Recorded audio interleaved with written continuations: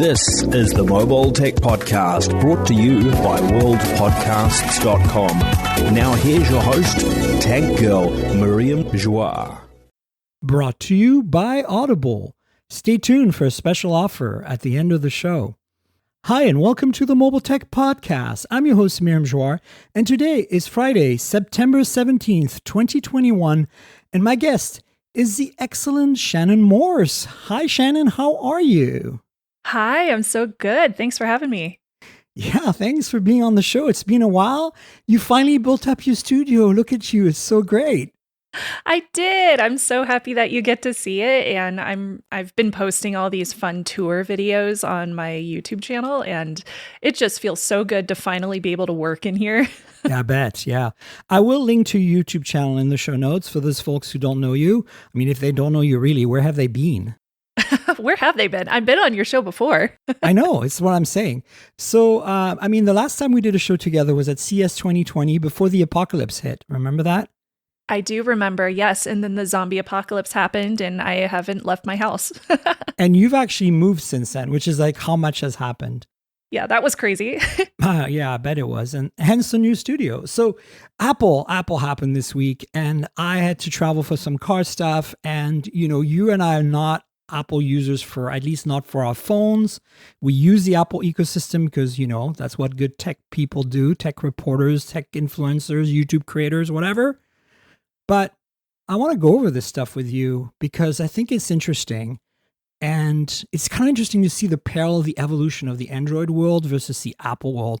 More than anything else. I mean, sure, we can go through the features, and I think I want to, but I'm kind of more curious about your thoughts as somebody who focuses on so many different areas than I do, on tech stuff, that I'd love to know what your feelings are about it. So in all, what did you think of this event? Like, what did you think of the announcements? There's a few things that surprised me in there, but... Yeah, absolutely. So full disclosure, I bought my first iPhone after like 8 years, or maybe it's closer to 10 years. I have one. I have a 12 Pro Max. It's not your primary though, is it? I have 3 primaries. Oh boy. Well, I mean, that happens. I saw your Z Flip earlier. Was that a Z Flip I saw? Yes, I have a Z Flip. Yeah, look. And then I am off. I have one as well. Oh, I love it. It's right there. Yeah, I'm all about the Z Flip right now. Like that's my favorite. I've also been using a 5A 5G. Of course. Love it. And the battery life, oh my gosh, on it's the 5A, so good, 5.3 right? is crazy. It's so good. I know. And then I have my 12 Pro Max, which I use for video. some studio recordings. Yeah, tons of video. I use it all the time in my studio. And I have also been using it a lot to FaceTime with my nieces since my sister has an iPhone. And that has been through this year. Given I haven't traveled, that's been really important to me. So I'm happy that I've been able to have that device on hand just for the family connection that keeps it going. Watch out, it's a slippery slope, Shannon. Don't worry, I'm not going to buy anything else Apple. Not anytime soon.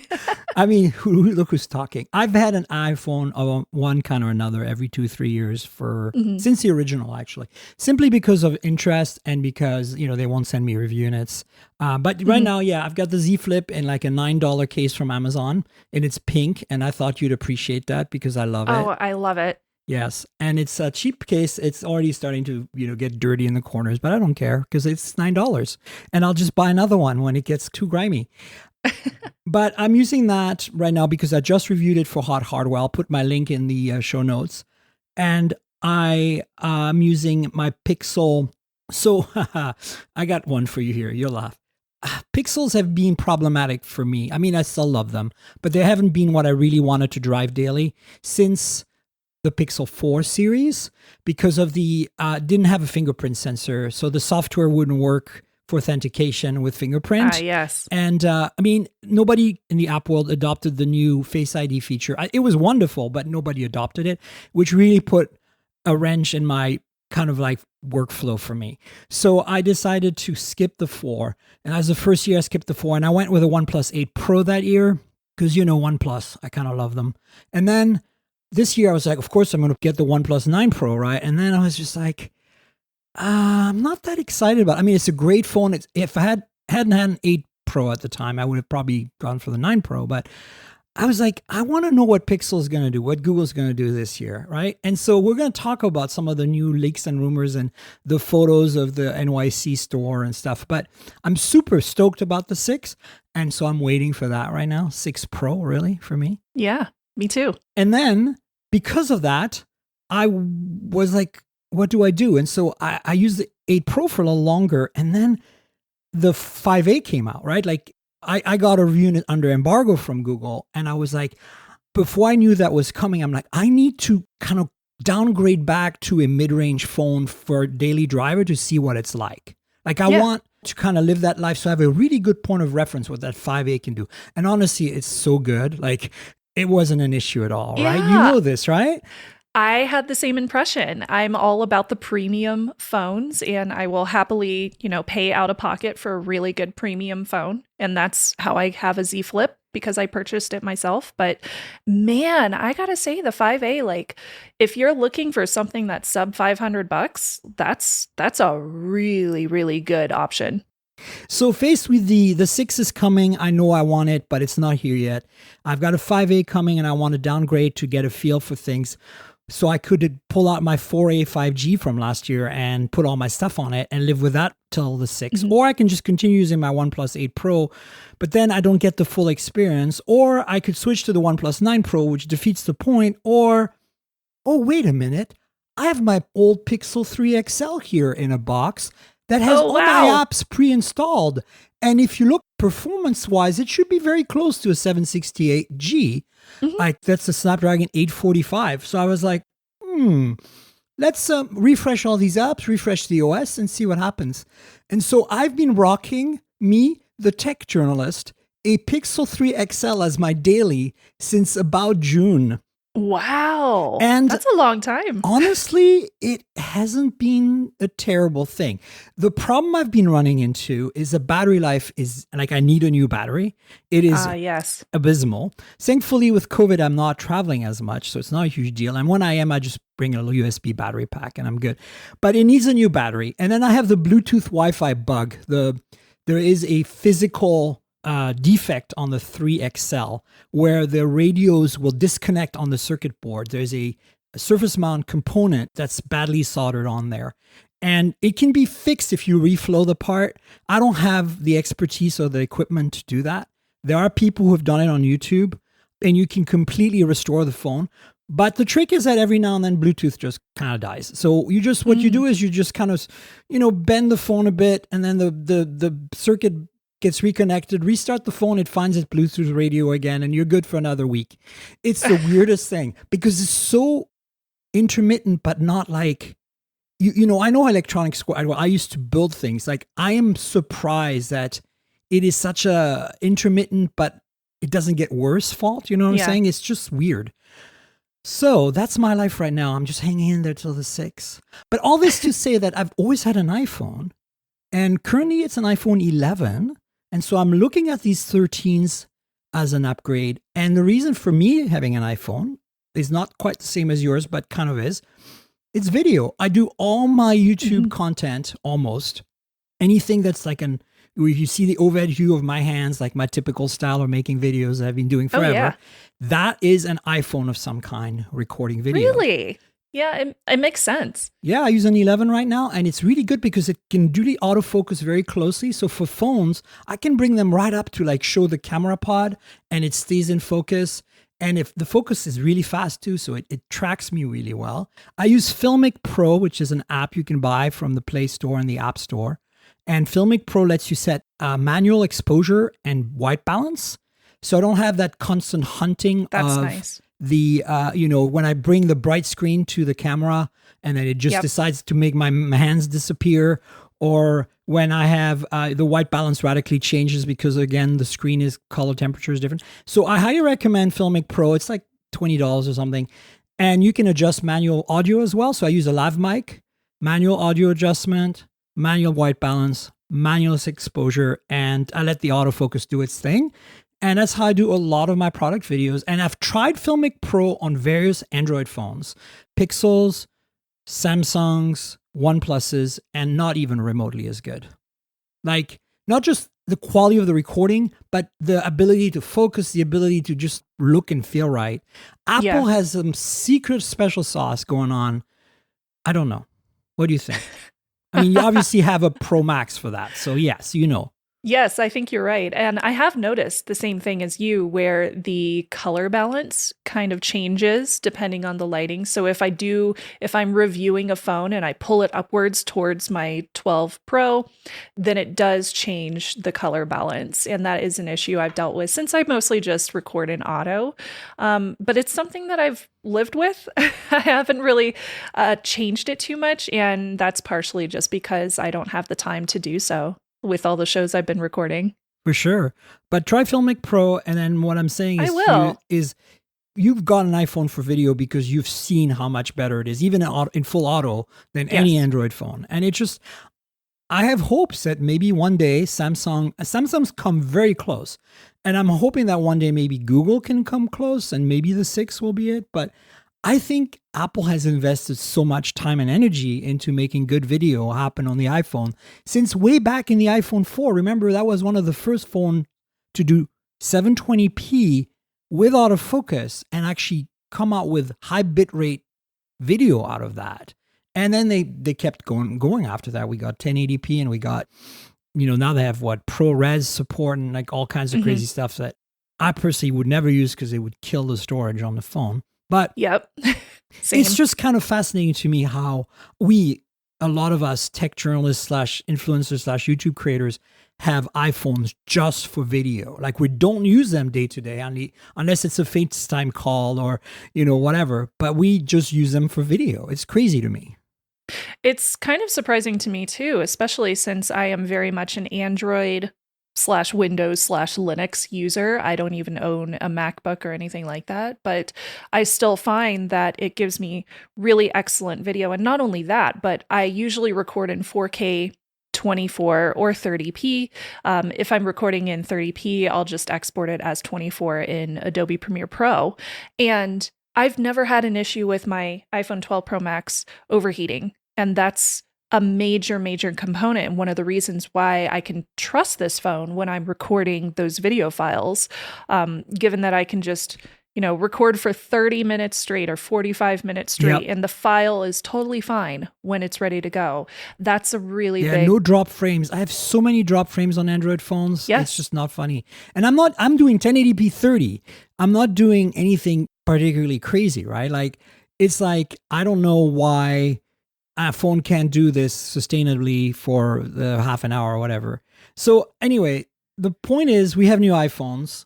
And now that you have a 12 Pro Max, I don't think it's worth upgrading if you have a 12 Pro Max to the 13 Pro Max. But I agree. Okay. I agree with you. What's your rationale for that agreement? Yeah. So overall, I realized that the iPhone 13 did include a few newer items, like they have the higher refresh rate in the screen, which everybody was going nuts about.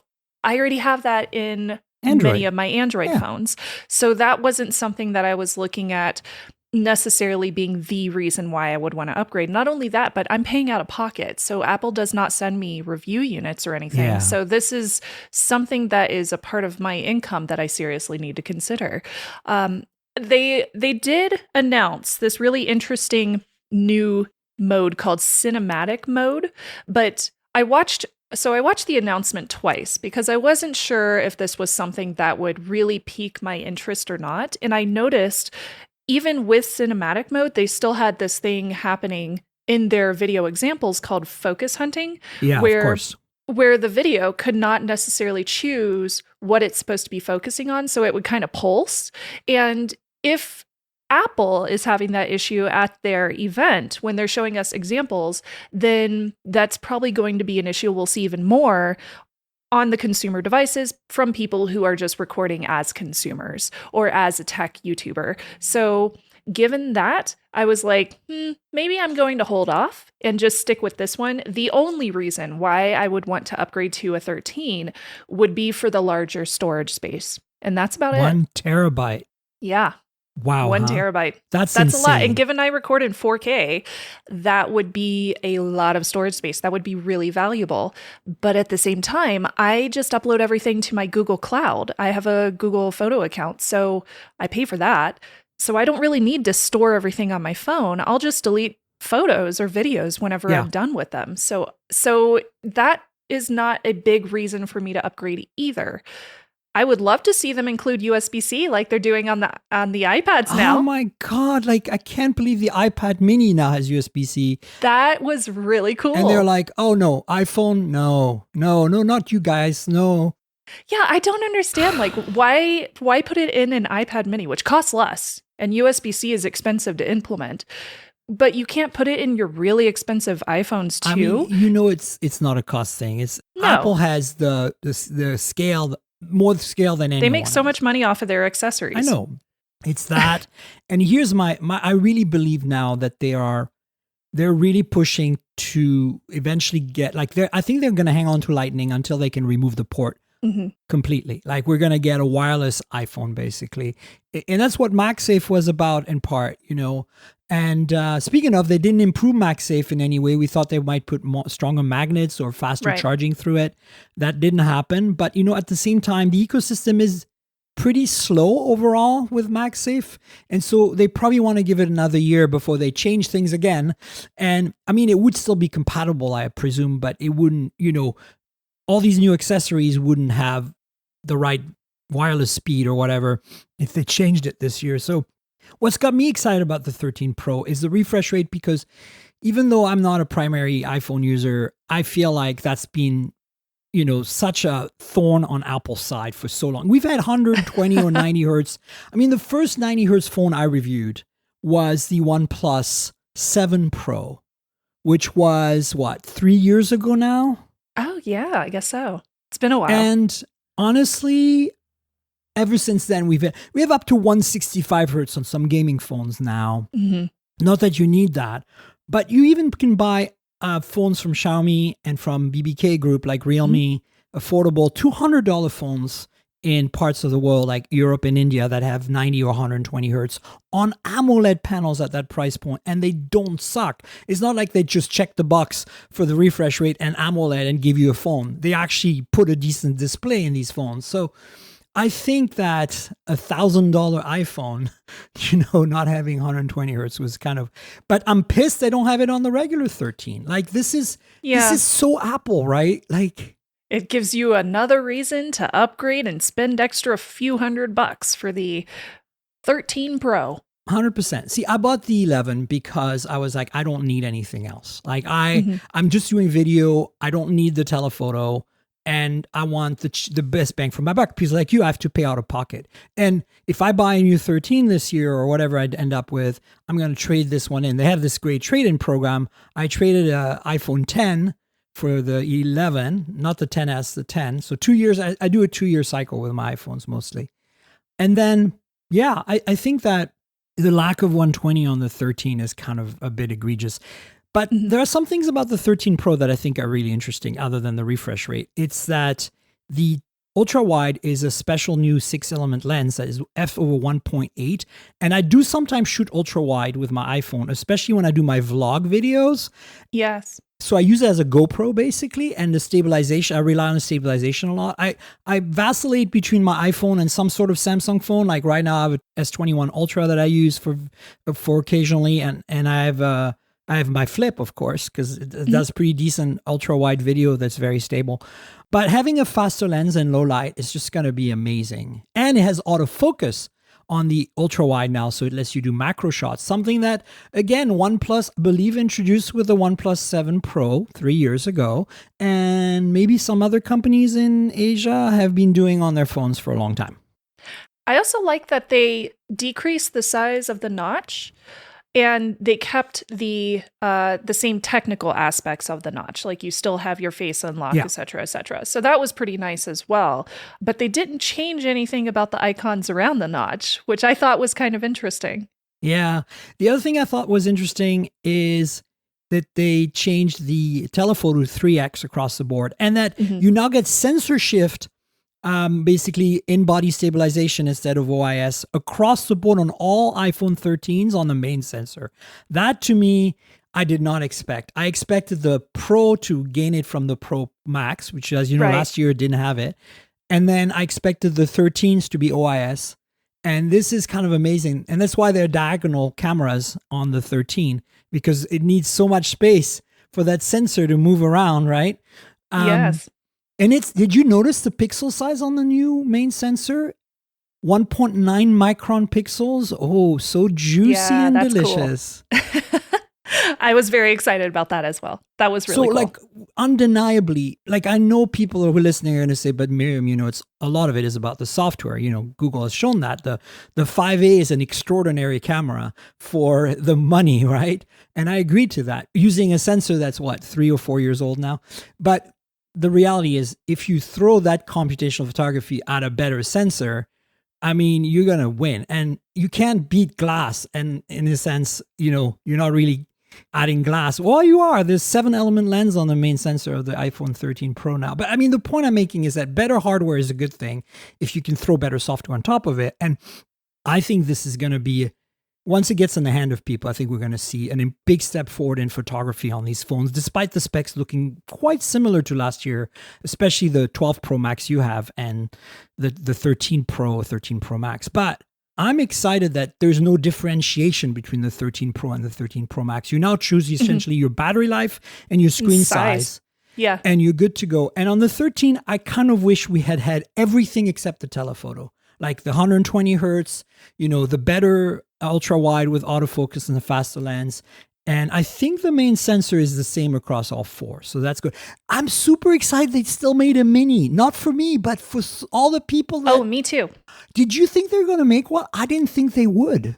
I was skeptical about them making one this year just because of all the news that was coming out and the rumors from the past year. But anecdotal evidence, I have a friend who is very petite. She has tiny hands. And I sold her my iPhone 12 mini. I had purchased both of them last year, and she loves it. It is her favorite phone. She hasn't had one this good in ever. I don't believe she's ever had one this good. And she absolutely loves the size. There are people out there who really appreciate a petite phone. I mean, can we talk about girls' pants and how we have very small pockets?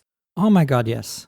She can fit the iPhone 12 mini in some of her front pockets. And you can't do that with the iPhone 12 Pro Max. Trust me, I've tried. So there's definitely a product market out there of consumers who want a small phone, but is still powerful. And that's exactly what the 12 mini is, and the 13 mini as well. So I'm glad that they included that, because even though us as tech reviewers may not have seen that market because there was so much negativity around the mini, but Apple has seen that product market. Of course, they see their sales. So they decided to come out with that mini to appease those folks that really want them. I think it's fantastic. Theo, my spouse, has an iPhone SE, the newer one, because they came from an iPhone SE, the older one. And that was the smallest thing they could buy at the time because the 12 mini wasn't out. And also, they are not very keen on the Face ID and the lack of a home button. But they love it. They love the size of it. And that's even bigger than the 12 and 13 mini. So, I think it's legit. People want small phones. I reviewed the Asus Zenfone 8 for hot hardware, and that's one of the smallest Snapdragon 888 phones you can buy. It's still much bigger than an iPhone 12 mini, but it's more about the same. It's about the same surface area. It's maybe a little taller and a little skinnier than the iPhone SE, the current iPhone SE. So it's a pretty small, for an Android, it's freaking small. And it's like, I feel like people love it. Like, I actually think there's a lot more people out there that we don't talk about. There's an entire group of early adopter tech savvy folk that are into Android that want small flagships. Yeah, absolutely. And that phone does it. And not only that, Shannon, I think the other thing I know tons of our kind of folk who have an iPhone 12 mini because they want the best video and they want a small phone, and they're iPhone users, yet they are tech savvy early adopter creators. They probably have a Galaxy S21 Ultra in their bag alongside. You know what I'm saying? It's like, but their main is a small, very pocketable, very friendly to the hand phone. That's real. Honestly, that's one of the reasons why I've been loving the new Flip? Z Flip 3 so much, is because it is so compact when you fold it down. Like, yeah, Yeah. it's really tall, but man, when you close it, you can just carry it around and still get notifications on the outside. Like, it is just so cool. You know, there's two phones that have absolutely delighted me this year, like way more than my expectations by far. That's the Pixel 5a, right? Like I went into it going, it's a Pixel. It's going to be great. I'm going to recommend it to people. And then I started using it and I'm like, oh my God, this is so freaking good. You don't need more than that. Nobody needs more phone than that. Like, I mean, Yes. don't get me wrong, I miss wireless charging. I'm a big wireless charging whore. But other than that, there's nothing on the 5A that I need beyond that. Like that phone is so bland looking, so spec boring. And then you use it and you're like, what kind of magical unicorns live inside this phone? Oh my gosh. Can I quote you? Because I love that quote. Yes, you can totally take that. What kind of and own it. magical unicorns live inside this 5A? It's incredible. Like, I don't know how to explain it to people. It's so untangible until you start using it. And if like me, you get a new phone every week, you know, I get Xiaomi phones and BBK group phones, the Oppos. I have a Vivo phone here, the BMW. Oh, for sure. M-powered, whatever. There's phone. always phones as a tech reviewer that you're going to fall back on because you just like it so much. Like there's just something about the features or the quality or the software that just make you keep going back to that phone. You know, I get so many phones that objectively are great. You look at the specs, you touch them, you play with them, you use them, they're great. And then you're like, man, you put them aside. You know, there's no emotion there. There's nothing. Somehow I don't know where the unicorns live inside the 5A, but they are in there. And, you know, it's all glitter and rainbows. But the other one that totally blew my mind like that too, like I had the Z Flip 5G. I managed to get review units. And actually the Z Flip I bought and returned because I wanted it early on because it was intriguing to me. But the Z Flip 5G, I got one from AT&T last year and I liked them. They were good. I enjoyed them. But the Z Flip 3, I can't put it down. Yeah, I same. cannot put it down. It is so good.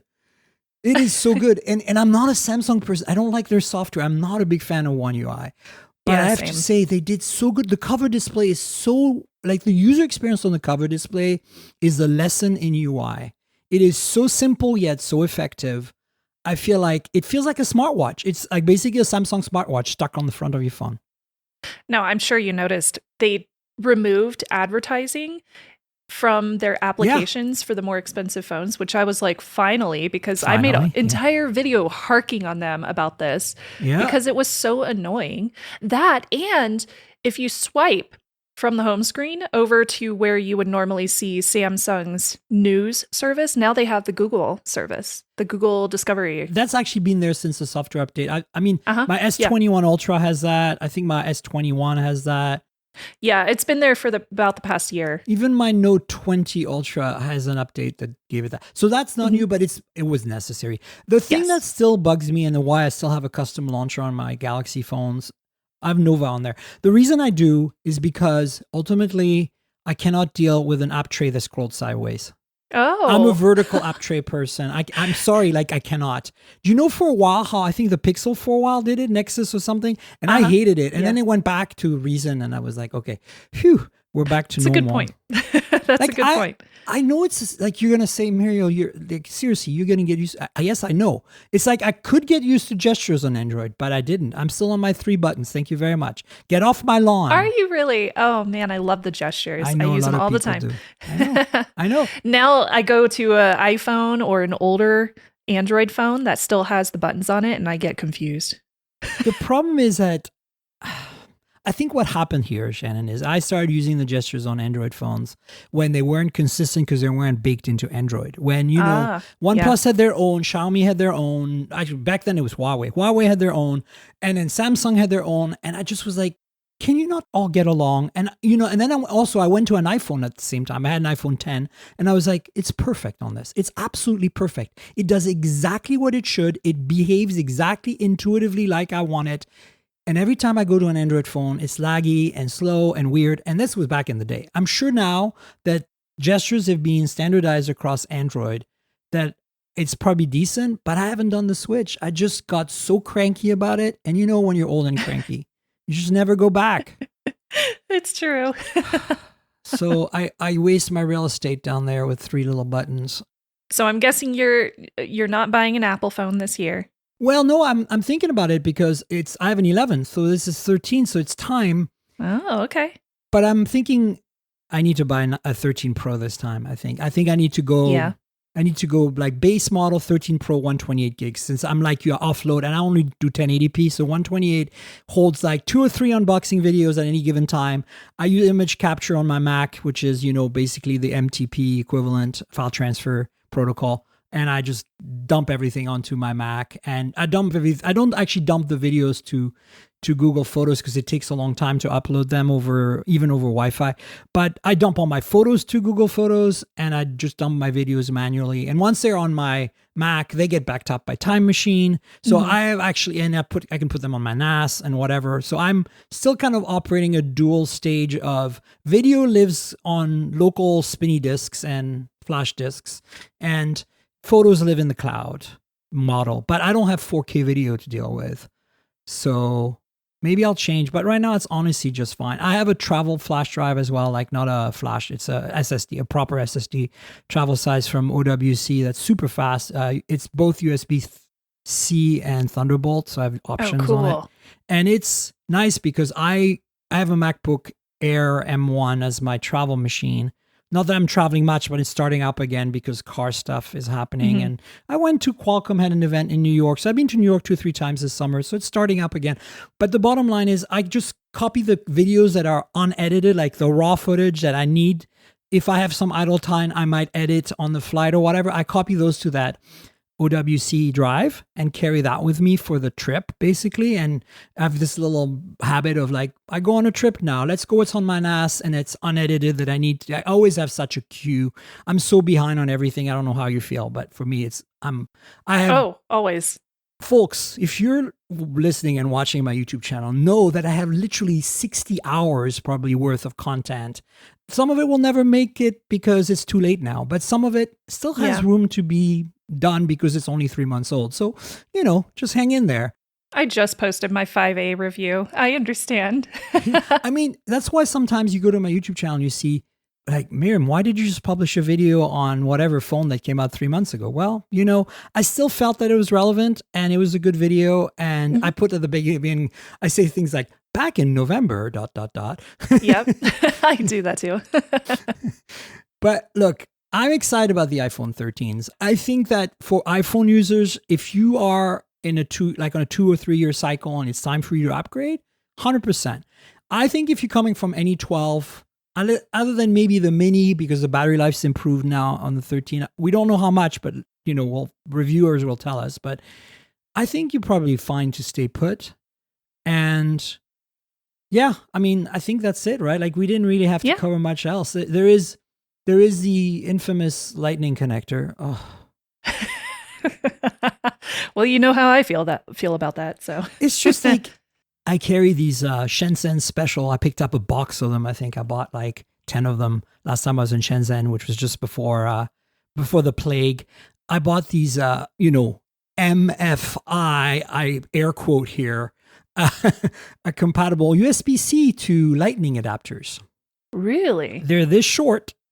And they take a USB-C cable and have and Lightning on the other end, and it's magic. I give them 30 watt PD, and they somehow magically make it work with my iPhone at 15 watt. It's great. Well, that's good to hear. Well, what about the Pixel 6 and the 6 Pro? Are you excited about those? I'm pretty excited. Super. We're going to jump into that in a second. Let's go quickly over the other things that Apple announced.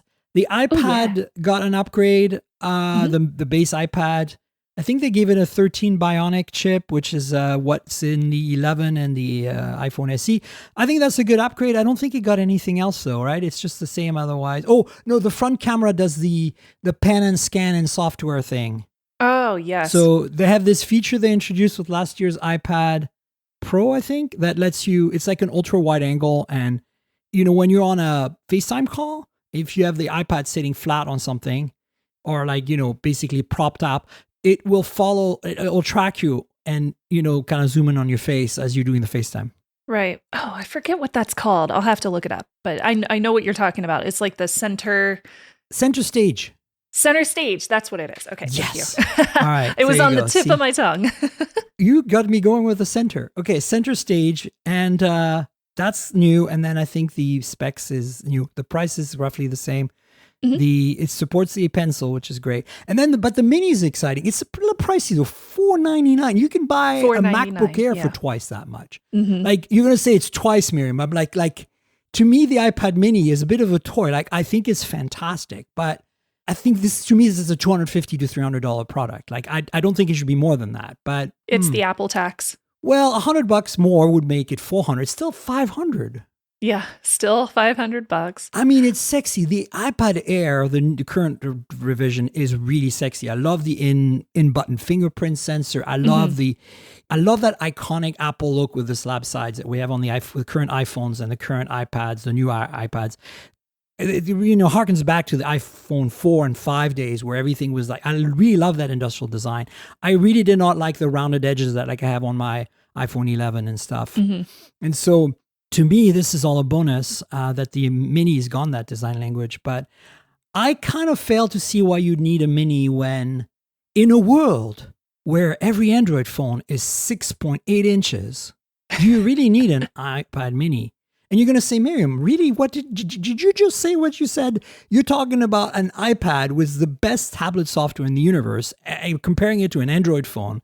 And I'm like, yeah, that's the point I'm making, because ultimately productivity, if you're looking at a larger screen, is about the screen size, not really about the apps. True. I mean, if you're penciling, if you're drawing, 100%.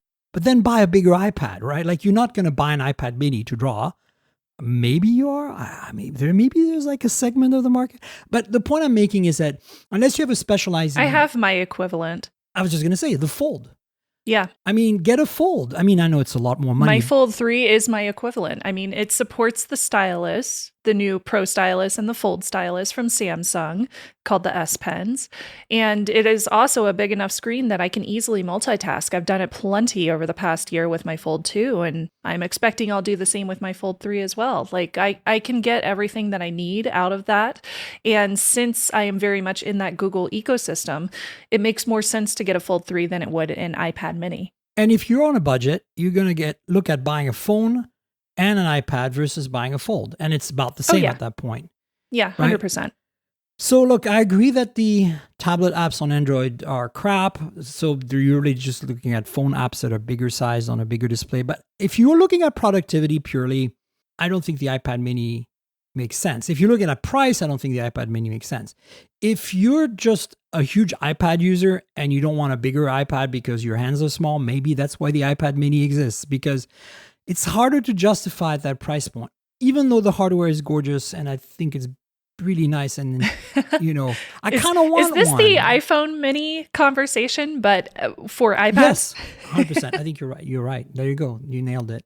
And then we got an Apple Watch Series 7, which has just got a bigger screen. Everybody was expecting it to get that industrial design with the slab sides, but it actually still has all the roundness. But basically, they shrunk the bezels and the screen is a little more rounded, cornered, and looks fine to me. It works with the existing bands, which is surprising. I mean, all the watches have worked with the existing bands, I guess, but that's nice. I'm surprised Apple hasn't gone and like thrown a loop at everyone and gone like, oh, well, we're going to change that now. No, they've done it before, so it's to be expected every couple of years at least. I mean, I have nothing to say about the watch other than people I know who have iPhones love their Apple Watches. Theo, my spouse, has an Apple Watch SE, absolutely loves it. So I really think, as somebody who worked in the smartwatch biz with Pebble, I think it's the best smartwatch on the planet. Mm-hmm. But I'm not tied to that ecosystem, so I can't really do it. I think that the current Galaxy watches, especially now that they're running Wear OS again, and some of the, I like to call them fitness bands on steroids, that a lot of the Xiaomi and BBK Group and Huawei make, are really damn great because their battery life is a week and they look like a fancy watch and they give you your notification on your wrist, but they have no apps. So they just do your fitness tracking, your sleep tracking, all that's really well, but they're not smart really. Like they're more like, dumb smartwatches, Right. but they cost little and they last forever on batteries. And if all you need is notifications and health tracking, they're great.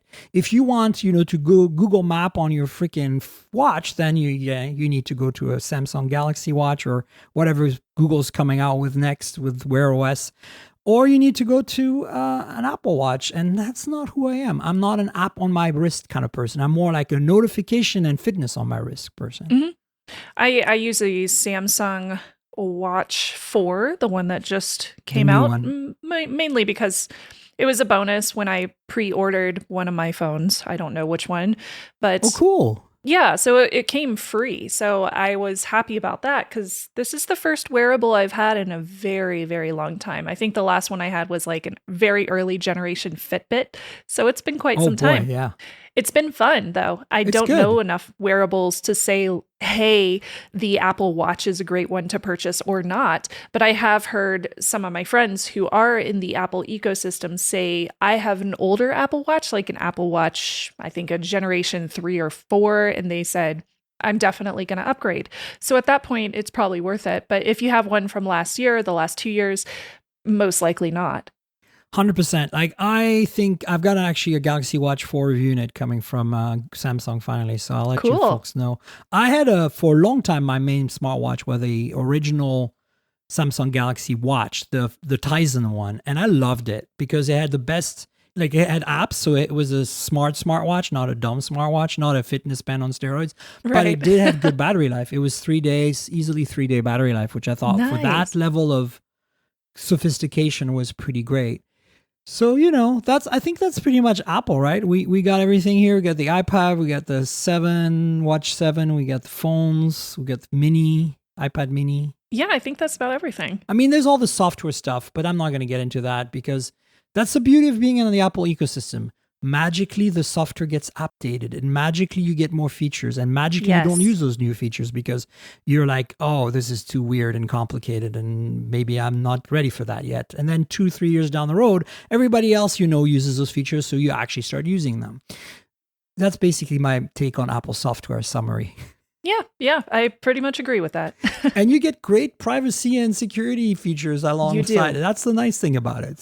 And that's one of the reasons why I am multi-operating system. I'm not on any specific OS, is because Apple as well as Android have been doing quite a bit in the past few years for local security and privacy. Yeah. And I've specifically said local security and privacy, talking about their chips, physical chips, because when you start focusing on the cloud, that's a different story for both of those systems. Yeah, 100%. So I think this is good. I think if you expected more, I think you're crazy. No offense, but I mean, it's Apple. Like, this is very, very much baby steps moving forward. And it's everything Apple users really need and want. I think they're going to be happy. I think this is positive. But at the same time, as an Android user, I'm pulling out my Z Flip and you have a Z Fold on top of your Z Flip. I couldn't really afford, the Z Flip is a review unit from AT&T. I'm waiting for Samsung or somebody to send me a Z Fold. I just sold a whole bunch of old Barbies to afford it. So, oh yeah, I am thinking of maybe doing last year. I bought the Z Fold 2 and returned it just because I wanted to try it out. I had no intent on keeping it because it's too much money.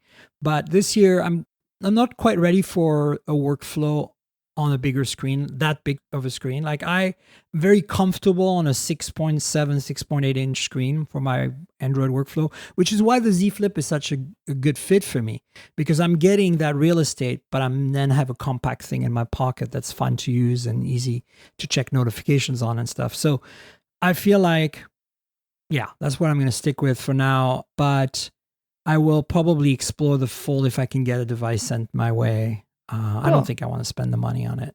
Yeah. But I might buy an iPhone 13 Pro. So stay tuned. I'll let you know. Yeah, let me know. Yeah. So quickly, there's a bunch of new phones. Well, not really. There's a couple of new phones came. It was actually a pretty quiet week because everybody knew that Apple was going to do something. Except for Xiaomi, was like, Apple who? Because that's Xiaomi. I mean, the Chinese companies are all like, yeah, we do our own thing. This is what I love about them. They're like, we don't care. If you look at Xiaomi, they really have three big brands of phones. They have the Mi brand, and then they have the Poco brand, and then they have the Redmi brand, and then they have CC as well, but that's only China. So it's three and a half, if you want, brands. And so the main line, which is the Mi brand, is no longer called Mi. They've dropped that branding. It's now Xiaomi. So their phones are going to be called like Xiaomi 11T is the new one, not Xiaomi Mi 11T. So be aware of that. It's kind of insignificant, but if you want to be, particular about it. And then there's Redmi, which is kind of the lower end. And Poco is, well, Redmi also makes higher end phones. But anyway, Xiaomi is, I call them the parts bin special company. And it's not an offensive thing. It's just that they have a parts bin of amazing parts, and they literally have magical unicorn robots picking out of these parts and building new phones every week. They're like, what parts can we do? Oh, and then they brand them something kind of like, oh, this sounds like it should be a Redmi Note something. Okay, make that. And then, oh, this should be a Poco X something. Okay, let's make that. And it's kind of like literally every 2 or 3 weeks, they send me another phone. And I'm like, this phone has the camera from that phone and the display from that phone and the processor from this phone. Jeez. It's crazy. The interesting thing about the 11T and the 11T Pro, the Xiaomi phones that were just announced this week, is that they peak out of that kind of baseline of constant phone shuffling, because the 11 and the 11T, or like the number and number T, are kind of like the TikTok cycle, what Samsung would do with the S and the Note. The S and the Note. They're usually flagship level type phones, but they are, fall and spring. So we got the Mi 11, which at the time was still called Mi 11 and 11 Pro and 11 Ultra, and there's an 11 Lite. And those were pretty great. The Mi 11, pretty solid. The 11 Ultra is a monster. If you ever get your hands on one, it's basically like the S21 Ultra. It has like every sensor is multi-megapixel, like even the telephoto and the ultra wide are like 64 megapixel or something crazy like that. Ooh. And it has got one of those crazy 50 megapixel low light sensors like Samsung GN1 or GN2, which is rumored to end up on the Pixel 6. It's a super large pixel 50 megapixel sensor, so it's almost an inch sensor, like inside the phone. That is nuts. Yeah, and it has incredible low light capabilities. Anyway, so the 11 was like, okay, they really hit it out of the park. These are metal and glass phones. They go nuts. Now, the T-series is always kind of like, what can we distill from that high-endness and kind of bring down the price a little bit, but still keep that high-endness going? So the fall one is always like the more affordable. So if you're on a budget and you want a real Xiaomi, not a Poco or Redmi phone, but you want a kind of flagshipy phone, you wait for the T and you buy your phone in the fall. And so the 11T and T Pro they also announced the 11T Lite, are that. And they came out this week, and they're essentially twins. There's not much known about the lights, and we're not going to focus on it too much, but the T and the T Pro are twins. They have 5,000 milliamp hour batteries, 67 or 120 watt charging. Yes, 120 watt charging. Crazy. And that's on the Pro, and then 67 on the base model. Mm-hmm. And then they have 120 hertz, 6 point something, like 6.7 or whatever, AMOLED display that looks very lovely. And it's 1080p. And then they have, 108 megapixel rear camera, which is the 9:1 binning sensor. So it outputs 12 megapixels and does 9:1 binning. Yes. It starts out with 0.7 micron pixels and turns them into a 9.9 array of 2.1 microns, because, 0.7 times 3. And you end up with some really big pixels to do some good low light photography. And Xiaomi does this really cool thing with their algorithm where if there's enough light and you're zooming, digitally zooming, they go from 9:1 to 4:1 and then to 1:1. So they actually benefit from some pixel binning as you zoom in. And so you can zoom into probably about 3-4x before you start seeing crappiness. And, in the same way as the Pixel 5a does the thing where they use your hand motion to gather subpixels to do zooming better, Xiaomi does that, but using that insane amount of pixel array that they have to choose from to start with. And it's kind of an interesting approach. So this is the sensor they have in there. And then there's an ultra wide and a macro. The macro has autofocus, which is pretty nice. It's only a 5 megapixel macro. And the ultra wide, at least on the 11T, is 8. I think it might be a higher grade ultra wide on the Pro. But the big differentiator, they don't almost look identical too. The big differentiator is the processors, and that's kind of what I was getting to here in a long-weighted way, is that the T is a MediaTek 1200, Dimensity 1200 5G chip, which is the top-of-the-line MediaTek chip, which is somewhere in the Snapdragon 700 series, like I would say 778 kind of performance. Mm-hmm. And then there is the Pro, which has an 888. So the Pro, they all went right out. And to confuse things even more, earlier this summer, Xiaomi launched the Mi 11i, which is almost spec identical to the Mi 11T Pro or Xiaomi 11T Pro, but has a slower charging speed. That's the only difference. It has the same camera pod, the same aesthetics. Again, part spinning. Thank you, Xiaomi, for coming out and making yet another phone that's just slightly different. So the takeaway is that if you are in a market, like a lot of my audience is in India and Europe, and you can buy these phones, shop wisely, because there's probably another Xiaomi or Poco or Redmi phone that comes close to these 11T Pros in price, that comes close in specs. And I would say, since they're picking out of parts, pick the parts you want for your phone by buying the right phone. So do your research, because none of these phones are bad. They're all going to be great phones.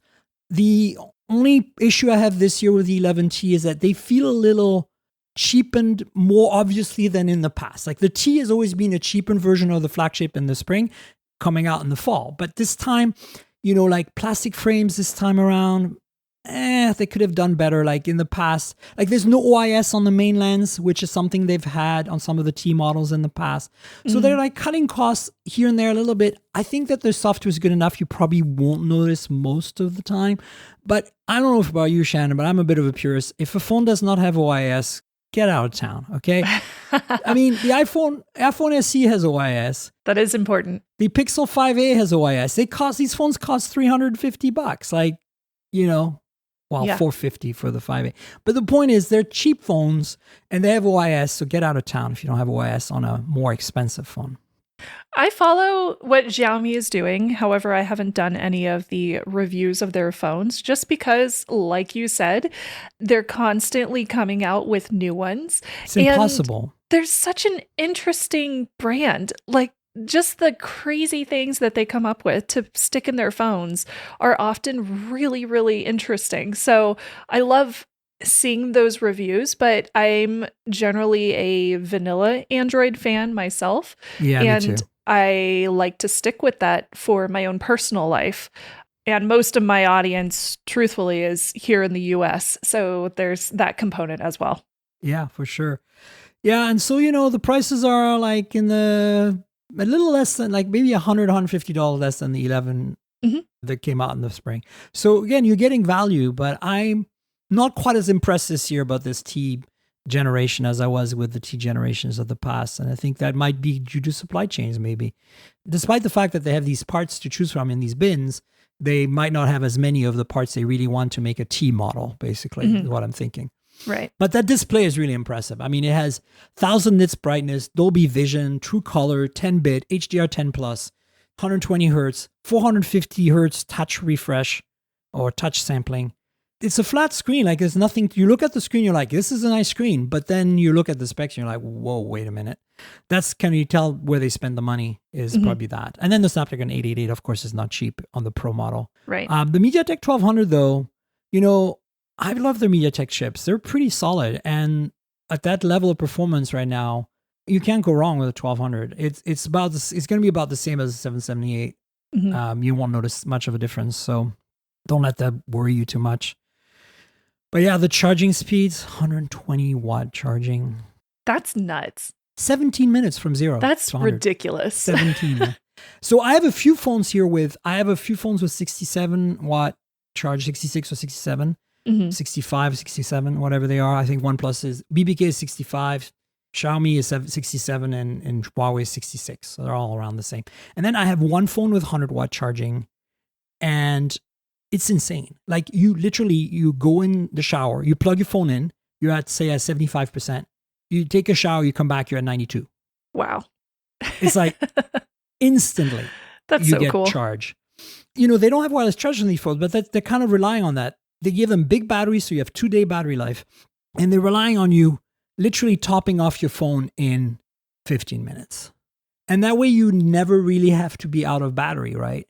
And because Xiaomi is ecosystem based, they sell like USB, battery pack, whatever they're called, chargers, right? That are 120 watt that will go with that. So you can actually get your fill very quickly. You don't even need to plug into the wall if you're on the go permanently. So, and in these markets, I think it matters. Not everybody has access to a physical plug to charge all the time. So those battery packs are pretty popular. So that's it for Xiaomi, folks. You want to talk about Pixel? Yeah. I know you do. Of course I do. Pixel. I'm such a Pixel girl. Look, I'm super excited about the 6. So Google kind of like threw us for a loop there with putting the 6 and 6 Pro on display at the New York City flagship store yesterday. Yeah. I wish I was in New York right now. Everybody was in New York and went and took pictures. So I'm going to link to Tech Radar because Matt Swider was the first to really figure that out. And I want to give him credit for being the first to publish about it. But basically, if you want to see a Pixel in real life right now, you can't touch it. It's in a display. But go to New York City, go to the Google flagship store, check it out. Tell us what you think. That's it, really. Yeah, it looks exactly like the renders, if not better. It looks like a great phone just from the photography. Looks hot. Yeah, it looks hot. So I'm really, really stoked about this phone. So we also got a leak of the Pixel 6 Pro full specs from XDA.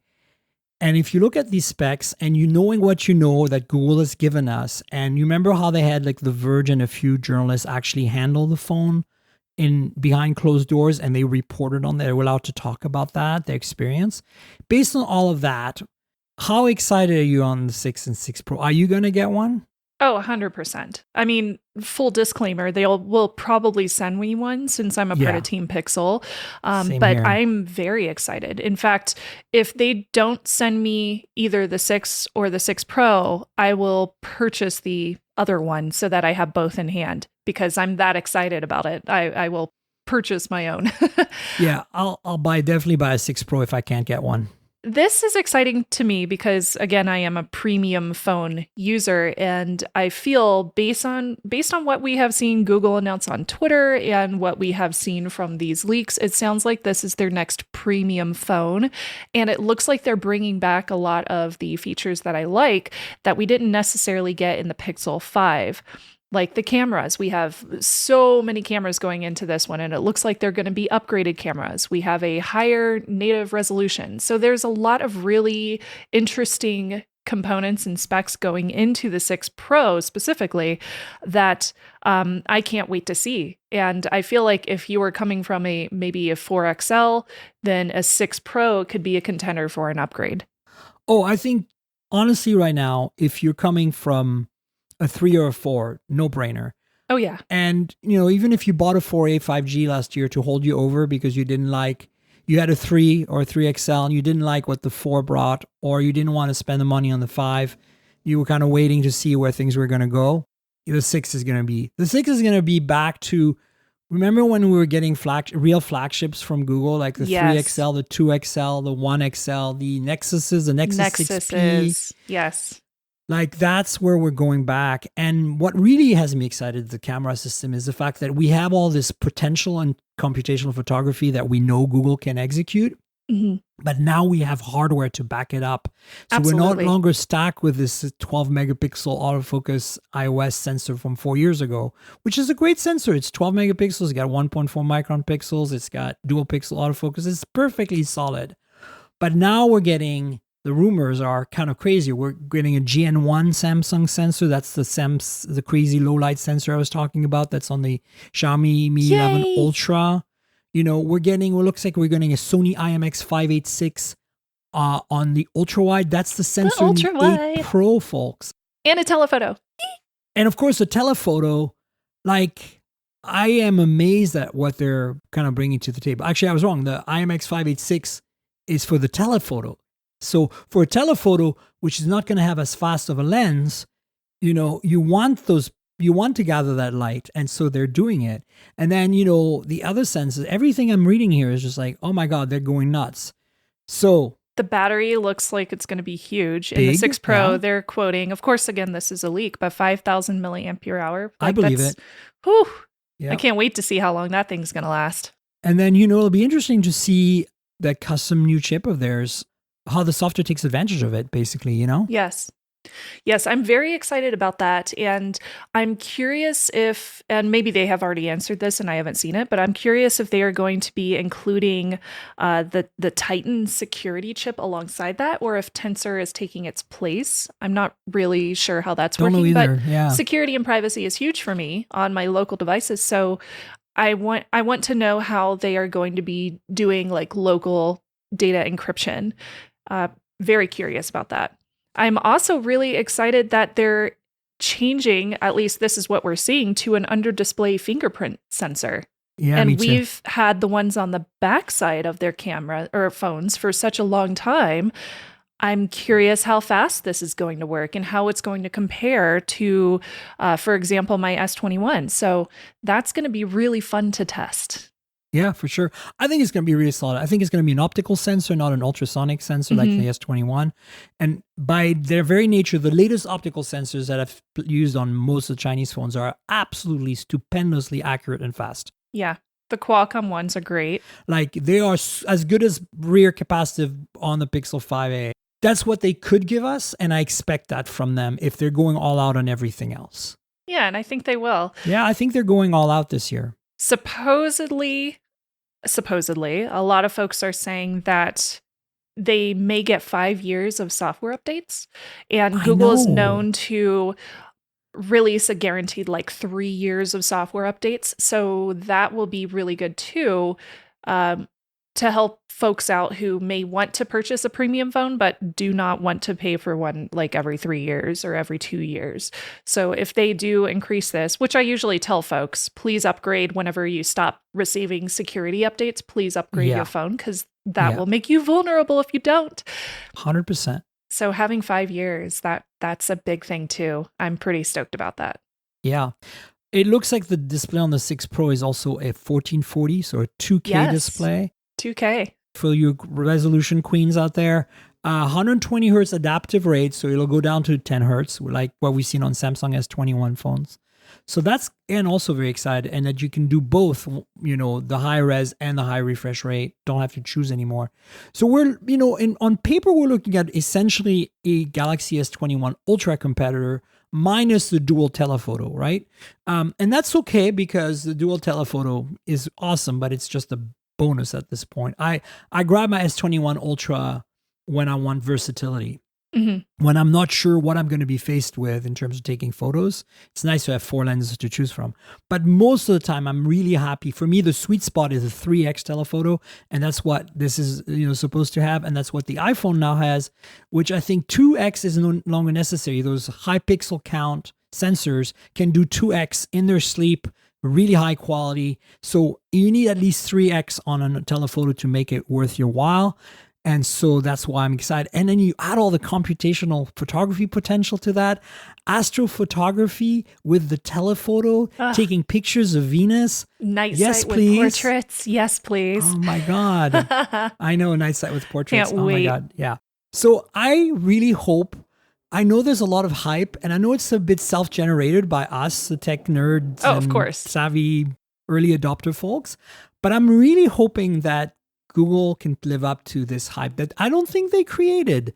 I mean, I feel like they've done their kind of like funny dance of like out leaking the leakers in a way, which is smart, which I did with the Pixel 4 XL back in the day, remember?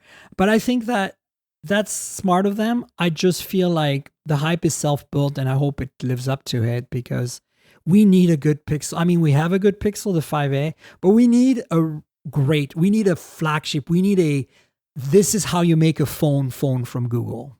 Yeah, I agree. Do you remember when Google were to lay down the law and show everyone, not just in terms of hardware, but in terms of software, the whole package? This is how you make an Android phone, folks. Yes. And that just went away somewhere along the way. And now Samsung is the one showing everybody how to make a complete package. Yet I don't like their software as much. So I can't wait to get a complete package from Google that does everything. I feel exactly the same. I'm excited that they're going back to like these fun, really, really intuitive premium phones, because that's where my passions always lay when it comes to tech. 100%. So we'll see. I'm looking forward to it as a Team Pixel person like you. Hopefully we get the goods. And then the only item that I had on my list of news that I thought was interesting, and I don't want to spend a huge amount of time on it because we need to wrap up, but T-Mobile's announced that they're going to do same-day in-store repairs in 500 of their stores in the US. And I'm actually very excited about that because they are only going to use genuine parts to do this. And a lot of people damage their phones and they, don't know where to go. And it is a bit of a jungle out there for, third-party fixing places. And I'm a big rights to repair person. I want people to be able to fix their own stuff if possible. But if you don't have the skills or, you don't feel comfortable doing it, having a trusted place to go, carriers might be a good choice for that. So it seems, at least on the surface, like a good idea. What do you think? Oh, yeah, 100%. I'm all about DIY fixing. I love my iFixit toolkit. But I also realize that a lot of people either don't want to do that because maybe they don't trust their own abilities to be able to fix their own phone. And you often see, for example, in a mall, these little kiosks where you can go and get your phone fixed, but are they reliable? Are they certified? And that's really hard to tell when there's no proof of them being a certifiable place where you can go and get your phone fixed, especially if they charge like, $100, $150 to get your screen repaired or whatever it might be. So seeing T-Mobile add this, especially for their folks that already pay for protection, given that you can do up to, 5 in-store repairs per year? Yeah, that's awesome. Exciting. That's a really great price. If you're somebody who like often breaks your phone or like your screen gets cracked and you want to get it replaced, that could pay for itself. So I think it's a great option, and I'm happy to see T-Mobile doing this as an option for their customers. Yeah. So my gut feeling is your gut feeling. I'm glad. I was worried that there might be some kind of catch in there, but I feel like this is for people who don't want to do their own. This is like, you can't go wrong with this. Like, it's just a good idea, Yeah, absolutely. I mean, same day too. That's big. I know. It's so good. So same day in store. And that's the other thing. It's the convenience of going someplace that you can trust, right? Like I mean, are they going to be good? Hopefully. I mean, I don't see them not doing this right. Like they can only hire people who are competent to do this. It's not going to work any other way. There's also the privacy aspect as well. I realize that bringing your phone into repair, you do have to put some trust in the repair person to fix your phone, but also you have to trust them to not try to do something with your phone that could leave your phone vulnerable, or if they would snoop on your data on your device. For example, if it's an unlocked device and you don't have a lock screen for some crazy reason. So there's always that potential too. So in that case, if I had to put my trust in a third-party repair person, I would rather go to like a T-Mobile space or a store where they have like certifiable repair people than a random kiosk. 100%. And that's why also Apple offers the Apple Care and the Genius Bar and all that, because your Apple devices are going to get well taken care of. I know I've heard of some bad experiences with Apple Care and Apple service, but I've had a lot of Mac products in my life, and my spouse has a lot of Apple products, and we've only had good experiences. It's always been done right, done well, done quickly, and at a reasonable price. If we didn't have Apple Care, I have really no reason to go anywhere else. There's a few times when availability was an issue, like they couldn't do it on the same day. And when I was living in Portland, there was a certified Apple repair shop I would go to instead, because they could generally turn it around on the same day. This is mostly for battery replacements on older MacBooks and stuff. But I could do it myself. But at that point, it's like, it's almost the same. But the biggest cost is the battery. The labor is really nothing. Yeah. So, yeah. Well, Shannon, do you want to tell folks where they can find you on the internet, all your social media handles and your YouTube channels and all that good stuff? Well, sure. I will just tell you about 2 places where you can find me. Twitter.com/snubs, SNUBS. That's the best place to find all of my daily thoughts and hot takes. And you can find me on YouTube, youtube.com/Shannon Morse, just like my name is spelled. That's where you can find all of my upcoming reviews of all the mobile products that I mentioned today. That's right. Folks, absolutely follow Shannon on Twitter and subscribe to the YouTube channel and just keep an eye on her great work. It's good stuff. Well, thank you so much. And I appreciate being here. Absolutely. Folks, you know where to find me on the internet. I'm at TankGirl. That's TNKGRL on Twitter and on Instagram. If you want to discuss this show with us, like tell us what you think of this iPhone 13, do it on Twitter, tweet at us. And if you want to see pretty pictures of phones and pretty pictures taken with phones and, you know, maybe pictures of cars, since I do car reviews for Tech Radar now as well, just go to my Instagram. That's what it's for. And, you know, there's a couple of YouTube channels you can subscribe to that are kind of like additional content for the podcast. And they're visual content. If you want to see the phones that I just talked about, like the Xiaomi 11T, I unboxed it. It's on my YouTube channel. That's the MediaTek Dimensity 1200 model. Check it out. So youtube.com/mobiletechpodcast is the URL for the main channel. And youtube.com/mobiletechmore is a channel my producer and I are trying to like get off the ground. So subscribe to both of them, particularly the new one, because we need those 1,000 subscribers so we can monetize. The Mobile Tech More channel is going to be all of these home automation, IoT, these travel tech, car tech, like these, all the accessory to the mobile core ecosystem. Ooh. And for me, mobile core is really phones and audio. Like I feel like earbuds and headphones deserve to live on the main channel mostly. So check it out, subscribe to both, tell your friends, you know, all that stuff, like the videos, you know what to do. Comment.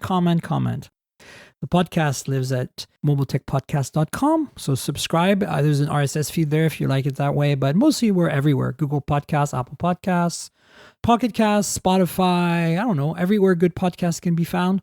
If your app lets you rate or review the show, please consider doing that. That'd be great. Helps us discovering the show for other folks. And then there's Patreon. I have a Patreon now since May, I think. So you have a Patreon? I know. It's exciting. There's a video version of this podcast. So you can watch Shannon and I interact. It's unedited insofar that I take out anything that's like embargoed or whatever, but I give you an unedited version with all the stumbles and things in there to watch on the Patreon. So if you join one of the tiers, you get the video. There's a tier for Discord. There's a bunch of other perks in there, so check it out. Patreon.com/TankGirl, Patreon.com/TNKGRL. I want to thank David S. for joining this week and being a patron. Thanks so much for your support. So folks, check it out. And I want to thank Audible because they're awesome. They're our podcast sponsor. They've been there forever for us. And we love them. If you want to love them too, you can love them and love us at the same time. Like it's like a love fest. So audibletrial.com/mobiletech is the URL. That's audibletrial.com/mobiletech. What does it get you? 30-day free trial. You get a free book if you don't stay or if you leave, whatever you do. But I suggest you stick around because here's the thing. Once you start using Audible, if you're like me and you're a bookworm, you love books, but sometimes you don't have time to read. Like you want to just like lay in your bed with your eyes closed before you fall asleep and listen. And that's where Audible comes in. You know, you've had a busy day, but you want to wind down. You want to read, but you just don't want to pick up a book. You just want to listen. Audible's got you covered. They have a great selection of books. Authors read the book sometime. They have like some podcasts, some short form stuff too. If you want to get your bookworm on, check out audible.com. They're great. audibletrial.com/mobiletech is the URL. Please support them, support us, consider joining Audible. So thanks to Audible for being a longtime sponsor, and thank you to you, Shannon, again, for being my guest on the show. Thank you for having me. I had such a good time talking about all these new phones. Yay, I appreciate you being here. We'll have you on again at some point soon. And folks, we'll be back with another show next week, so stay tuned for that. Until then, cheers, everybody. This has been the Mobile Tech Podcast with Tank Girl, proudly presented by worldpodcasts.com. You can visit us online at mobiletechpodcast.com.